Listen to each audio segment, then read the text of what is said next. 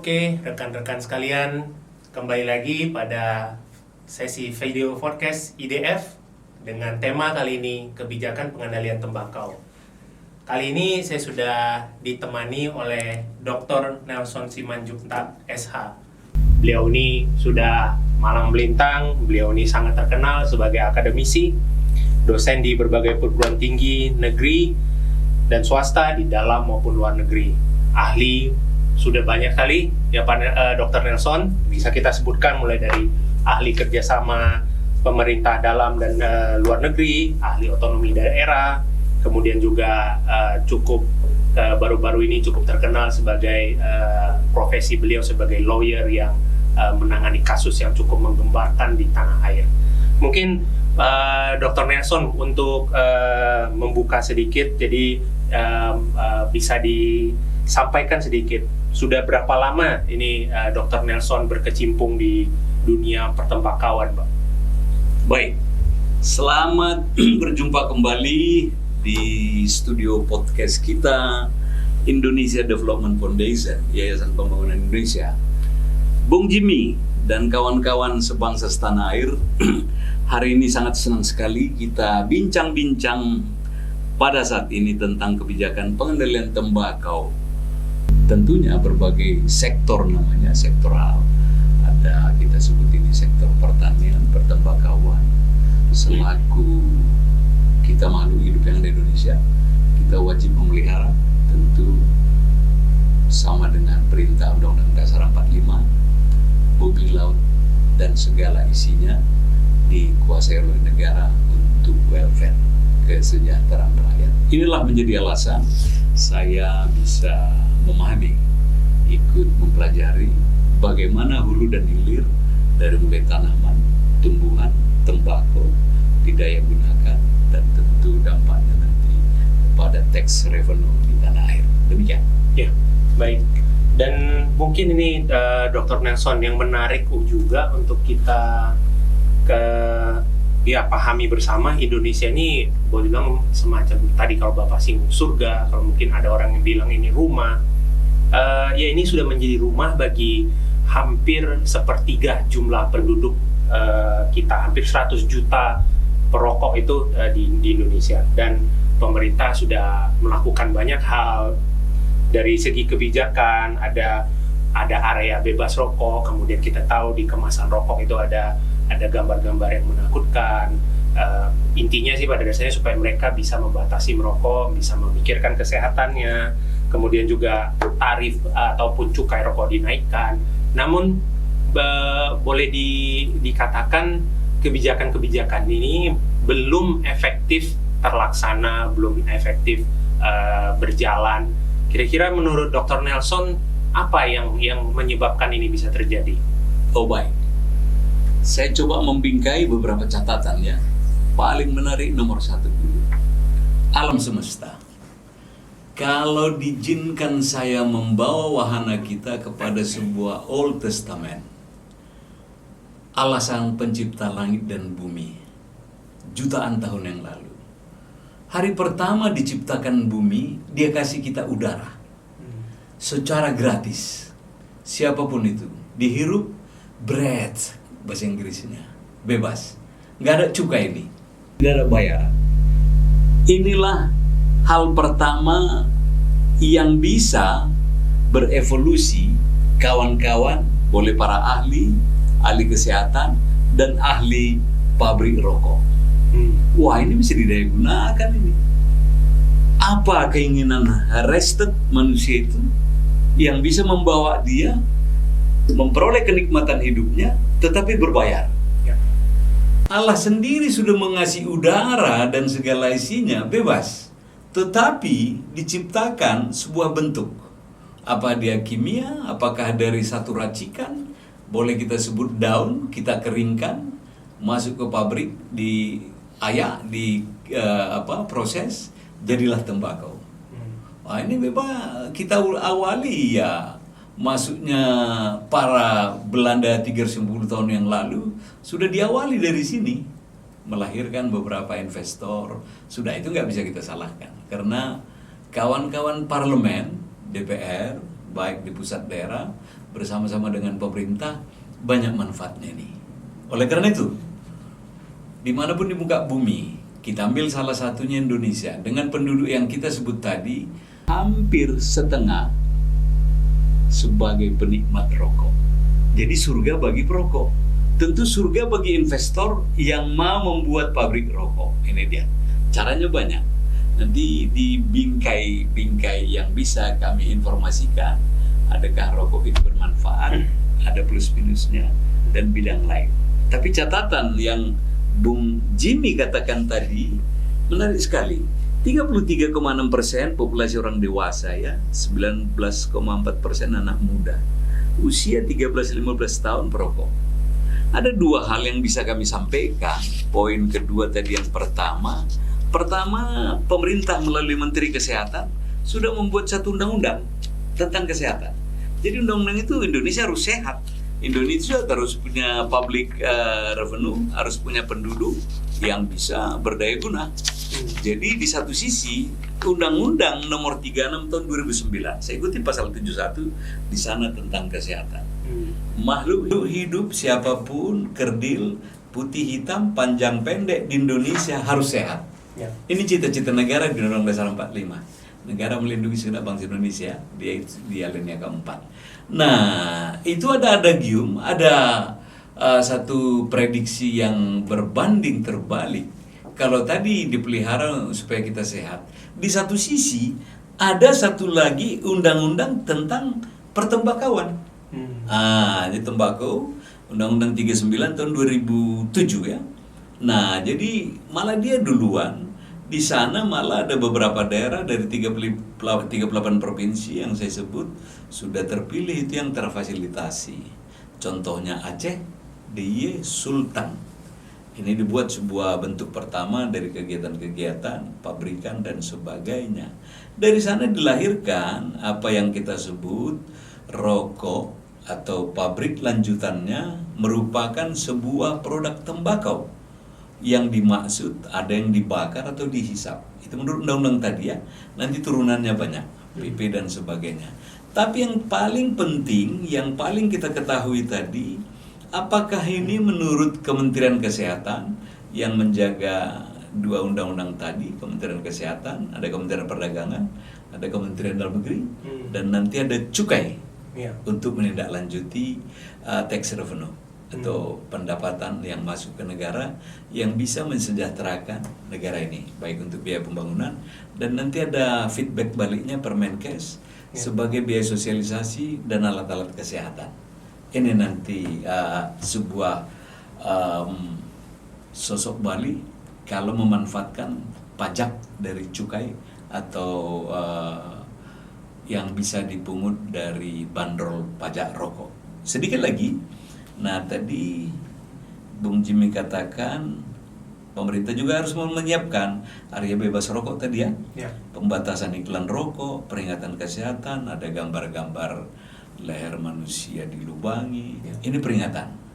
Dia bahasanya tidak wajib, hanya anjuran. Anda merokok, Anda sehat, nggak merokok sini.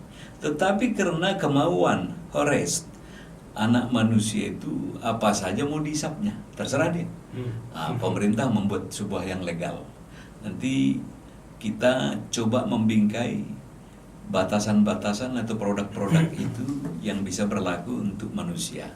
Kan bisa jadi rokok ini untuk bagi dia membuat pelega kehidupannya, mengatasi stres, tetapi racun untuk ibu-ibu melahirkan, hamil, dan sebagainya. Ada ini hanya tipikal supaya pergaulan semakin bagus dan sebagainya. Tetapi satu loophole, pemerintah mengambil celah untuk mengambil tax revenue atau pajak untuk itu. Inilah berbagai fakta tentunya yang sangat signifikan hingga Indonesia bisa menjadi sebuah tempat perokok aktif. Sebenarnya di regulasi itu anak-anak tadi dari usia yang Bung Jimmy katakan, survei tadi membuktikan anak-anak itu harusnya 18 tahun ke atas baru diizinkan untuk merokok, hingga ada daerah bebas rokok, ada iklan merokok itu berbahaya dan sebagainya. Namun kebutuhan manusia seperti tadi, pemerintah memberikan wajib non wajib atau anjuran dan sebagainya. Demikian. Ya, ada beberapa kata-kata kunci yang sudah mulai disinggung oleh Dr. Nelson dan sangat menarik. Tadi contoh misalkan tentang cukai ini ya, Dr. Ya. Nelson. Di satu sisi tentunya tadi Dr. Nelson menyampaikan tentang prevalensi bahwa ada kita sorot anak muda misalkan. Anak muda itu ada 19,4% yang saat ini aktif, merupakan perokok aktif, dan juga prevalensi ataupun tingkat mereka untuk merokok itu makin meningkat dari tahun ke tahun. Di satu sisi pemerintah mengharapkan prevalensi ini bisa turun, perokok aktif juga bisa menurun jumlahnya, tapi di sisi lain pemerintah juga dihadapkan dengan kondisi mereka terus menarik cukai dari para pengusaha tembakau. Nah, ini apakah dua hal yang memang bisa bersinergi itu, Pak? Di Indonesia kita kembali ini sama sekali dilarang itu ya. Dilarang ini pada hal-hal tertentu wajib hukumnya anak 18 tahun ke bawah tidak boleh. Tidak boleh di tempat-tempat sekolah, ibadah dan sebagainya. Dan terakhir nanti sudah dilarang membeli yang ketengan. Nah, jadi per box, per bungkus ya. Nah, ini anjuran-anjuran ini cukup efektif. Mari kita lihat, kalau saya suka penikmat tidur malam, iklan TV sekarang tentang rokok itu sudah di luar jam 12, jam 24. Jadi menghindari anak-anak sekolah untuk jangan menonton itu, disarankan. Di samping itu, iklannya film-film semodel James Bond itu bonusnya. Dan yang bisa kita lihat, kita menjelang 17 Agustusan nanti, sudah tidak dianjurkan lagi iklan ada ditonton tempat dari biaya merokok. Ini sudah jarang. Di zaman saya waktu kecil dulu ini bebas. Semakin lama anjuran ini semakin diperketat. Nah, di satu sisi lagi negara membutuhkan kita sebut anggaran atau dana. Bagaimana caranya? Prevalensi tadi mengingatkan kita supaya juga menghindari penggunaan anak-anak di bawah usia tadi jangan merokok. Nah, studi bandingnya luar negeri mau nonton bioskop atau apa dia ketat. Tunjukkan KTP 17 nggak boleh masuk, 18 tempat hiburan segala macam. Ini sebenarnya kita ikuti. Nah, di mana kelemahannya ada? Saking besarnya Indonesia, pulau-pulau, petugas terbatas, ekonomi atau keuangan juga masih limitasi untuk menggaji seseorang atau menjaga. Karena kita belum punya IT segala macam, alat-alat CCTV mengawasi ini. Jadi yang efektif tentunya sosialisasi yang dilakukan secara periodik, petugas datang, secara temporer, regulasi diganti, cukup banyak ini. Dan dari satu sisi punishment reward, jadi hukuman boleh diperberat untuk anak-anak. Dan satu lagi, saya pernah buat tulisan dulu, petugas pun harusnya hukumannya lebih berat atau setara dengan yang dihukum. Jadi jangan hanya push up atau apa saja, hukuman badan, denda, ini sudah jalan. Paling efektif kita lihat para sosialita atau kita sebut woman in Indonesia sudah mulai banyak yang merokok karena mereka bekerja, menghindari dingin dan sebagainya. Dan sepanjang teori hulu hilir, pemerintah menyiapkan tempat area merokok, dia akan ke situ. Tetapi kalau lari kita ke daerah-daerah yang tidak begitu memahami atau sosialisasi peraturan, seenaknya merokok, seenaknya membuang sampah, dan seenaknya tentunya meludah sembarangan dan sebagainya. Inilah yang belum bisa kita jangkau. Kita punya PP itu bagaimana biar lebih ketat. Apalagi nanti ada setiap institusi, peraturan Menteri Keuangan, peraturan Menteri Dalam Negeri untuk daerah, biar membuat sebuah produk namanya peraturan daerah, perda, atau peraturan kepala daerah. Dan juga yang paling optimal, ini di bawah kontrol pengawasan Kementerian Kesehatan. Yang di daerah ada dinas-dinas kesehatan, dan sampai kepada level paling bawah ada petugas kita yang kita sebut dengan polisi pamong praja. tahu bahwa ada kita coba ambil salah satu peraturan pemerintah yang mengatur tentang pertembakauan, yaitu ada PP nomor 109 tahun 2012. Nah, PP ini diharapkan tadinya bisa mengendalikan tembakau, penggunaan tembakau. Namun PP ini sendiri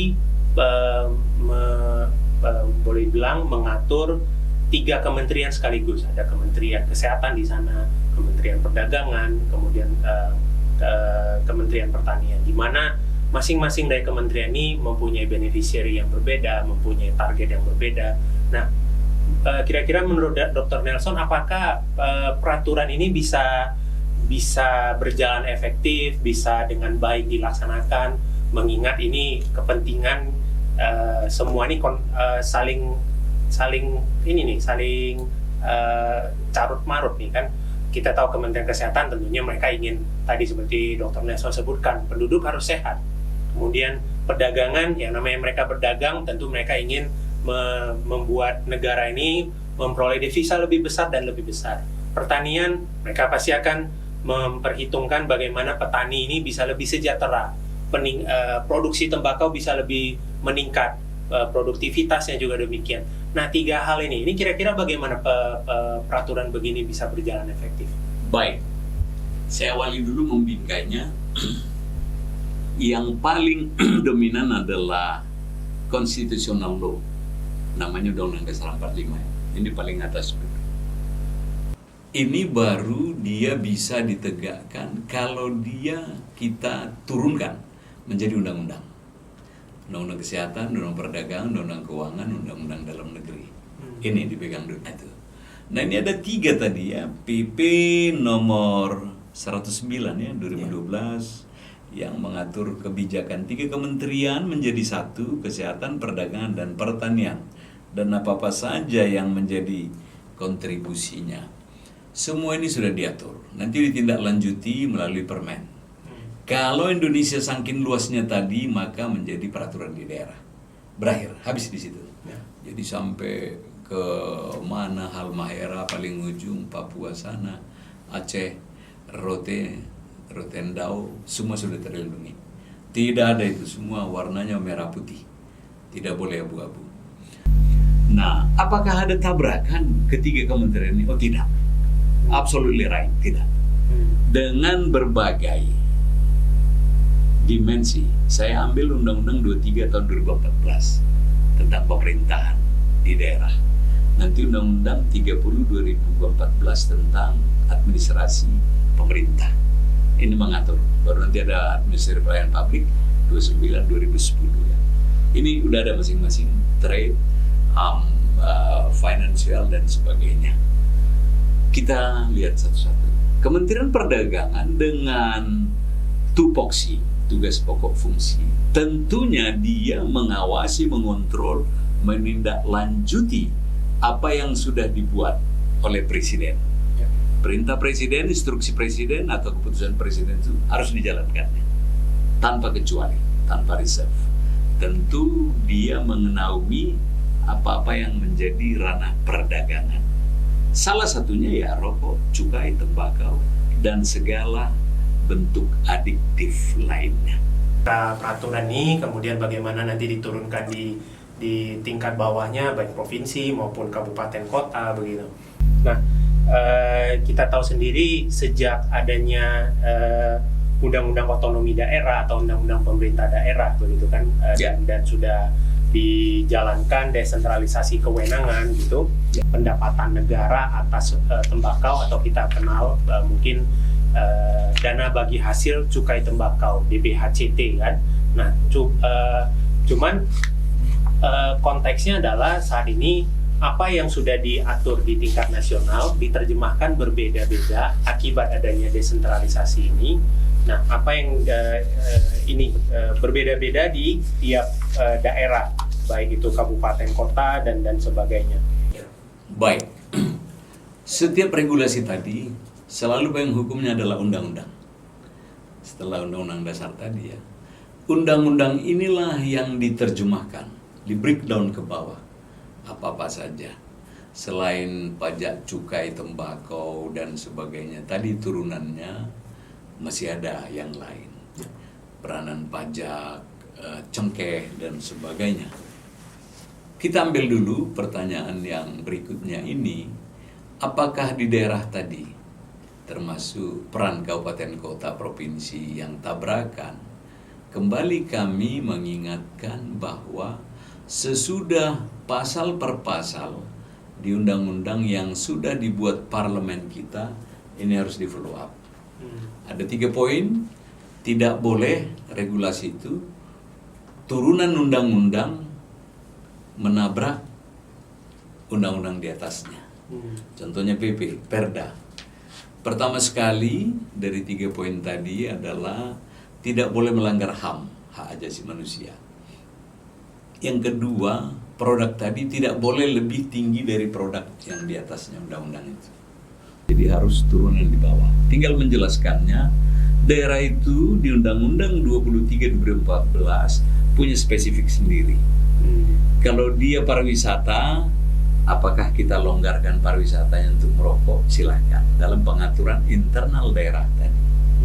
Nah, yang ketiga, di samping tidak melanggar hak asasi, tidak melanggar peraturan di atasnya, norma-norma kehidupan dipelihara. Inilah yang kita sebut spesifik, karena sepenyebutan Jogja, DIY, dia adalah istimewa. Apa keistimewaannya? Jakarta khusus, apa khususannya? Dia tidak punya kabupaten kota. Aceh, apa khususannya? Baru Papua, apa khususannya dengan otonomi daerah. Setelah yang ini baru kita lihat, semua yang lain berlaku umum. Tidak boleh satu pun berbeda. Pemerintah kabupaten kota yang sudah kita berikan kewenangan atau provinsi, dialah yang menjadi perpanjangan tangan pusat di daerah. Nah, dialah koordinatornya untuk melakukan pembinaan dan pengawasan. Apa-apa yang terjadi di sana dia bina, bukan membinasakan. Jadi tidak ada daerah kabupaten kota lompat jauh ke pusat, nggak boleh itu. Karena Undang-Undang Dasar 45 mengajarkan kita hanya 3 sistem kewenangan. Kewenangan pusat, provinsi, kabupaten kota. Nah, nanti Amerika lihat, dia ada negara federal. Nah, kita beda. Jadi intinya tadi, kabupaten kota dia harus lapor ke provinsi, provinsi lapor ke kementerian atau pusat. Ke bawah juga begitu. Nggak akan ada boleh lompat jauh. Kita berhak menghukum daerah untuk itu. Menarik sekali, Dr. Nelson. Dan tadi kalau kita membahas tentang bagaimana strategi untuk mengendalikan penggunaan tembakau ini, Pak. Kalau kita kembali lagi mungkin pada dasarnya kan urusan tembakau ini tidak hanya dihadapi oleh Indonesia, mungkin negara-negara lain juga mungkin pernah menghadapi atau sedang menghadapi hal yang sama. Dan kalau beberapa kebijakan yang sudah diterapkan di negara-negara lain, contoh misalkan bagaimana dikenal dengan harm reduction policy atau kebijakan untuk mengurangi dampak bahaya dari tembakau, yaitu mengalihkan atau membuat perokok aktif ini beralih ke produk-produk lain non tembakau, harapannya supaya dampak terhadap kesehatannya juga bisa lebih menurun dengan beralih ke produk yang lebih resikonya lebih rendah. Kemudian nanti ketergantungan terhadap nikotinnya juga bisa menurun. Tadi alternatif terhadap produk tembakau dianggap sebagai barang mewah dan akibatnya dikenai pajak yang sangat tinggi, 67% nih, Dr. Nelson. Bagaimana kira-kira dokter menanggapi fenomena tadi kalau menyinggung tentang cukai ataupun tax revenue ini, mengingat tadi strategi untuk mengurangi kalau seperti ini untuk mengalihkan ke produk yang lebih beresiko rendah namun dikenai pajak tinggi. Seperti apa baiknya, dokter? Baik, ada 2 poin. Pertama, harm reduction teori tadi ya. Baru kedua tentang pajaknya, cukainya. Saya coba dulu membingkai harm reduction tadi. Memang kalau saya lihat insan manusia Banyak jenis rokok itu. Ada yang buatan tangan, ada linting, ada yang kretek, ada yang kelobot, ada yang bako, kemenyan dan sebagainya. Banyak jenisnya. Perkembangan zaman juga ada.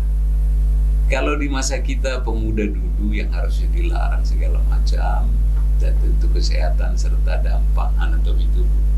Dulu saya lihat, kalau kawan-kawan kita itu tuh bapak saya merokok, bibirnya hitam, giginya hitam, tangannya kuning.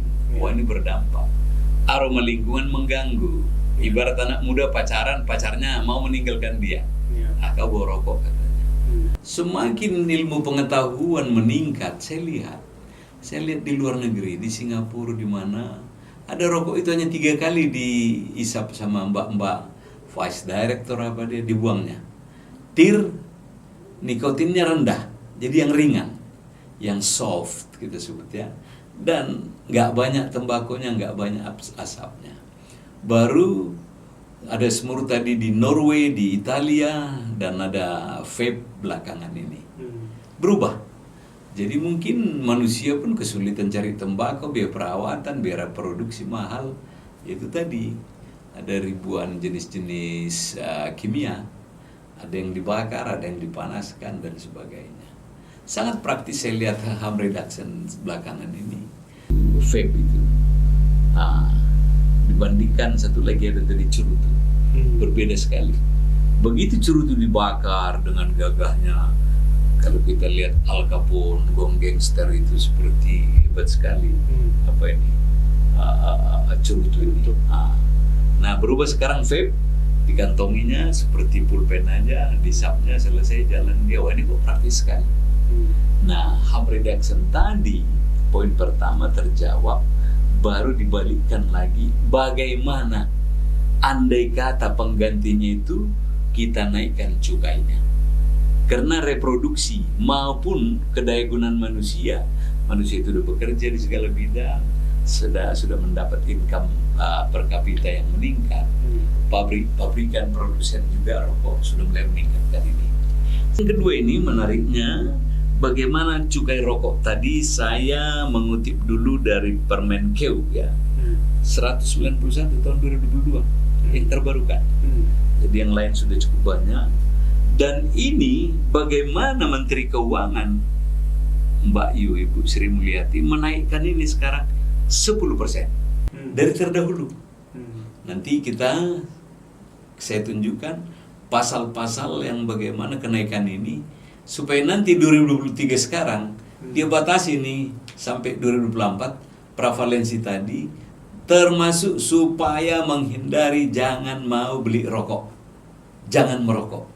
Kalau meniadakan nggak mungkin. Ya, baik, menarik sekali, Dr. Nelson. Mungkin terakhir, pemirsa sekalian, rekan-rekan, mungkin sebelum menutup, barangkali karena sesi podcast kita kali ini adalah berbicara tentang kebijakan pengendalian tembakau, yaitu bagaimana pengendalian penggunaan tembakau. Apakah dari Dr. Nelson sebelum kita menutup ada pesan yang ingin disampaikan baik kepada perokok aktif ataupun perokok pasif ataupun berbagai elemen mulai dari pemerintah nasional maupun subnasional? Silakan Dr. Nelson. Baik, satu kata kunci, kalau dia pun perokok aktif, merokoklah seperlunya. Bagi perokok pasif atau tidak sama sekali, jangan mencoba merokok. Untuk pabrikan, supaya ada limitasi batasan. Tidak harus mengeruk keuntungan sebesar-besarnya untuk mengatur dunia. Tetapi fikirkanlah bagian integral hidup itu bahwa Anda hidup di dunia itu. Karena kita mempunyai satu dunia. Tidak boleh dipecah belah. Kembali kepada suratan Old Testament, Tuhan Allah juga memberikan menghirup udara segar itu secara gratis. Bagi kita yang memelihara mendayagunakannya, jangan menyalahgunakannya dengan berbagai produk tembakau, rokok, dan turunan lainnya. Karena saudara sekalian mempunyai anak dan mempunyai cucu. Bagaimana ke depan? Kita harus hidup harmoni di dunia yang harmoni. Demikian Demikian Skills Info, kami kembali ke studio. Terima kasih Mas Jimmy. Baik, oke. Rekan-rekan sekalian, Ibu Bapak, demikian sesi podcast kita kali ini langsung dari Indonesian Development Foundation dengan saya Jimmy Widopo. Demikian saya tutup. Salam sehat selalu.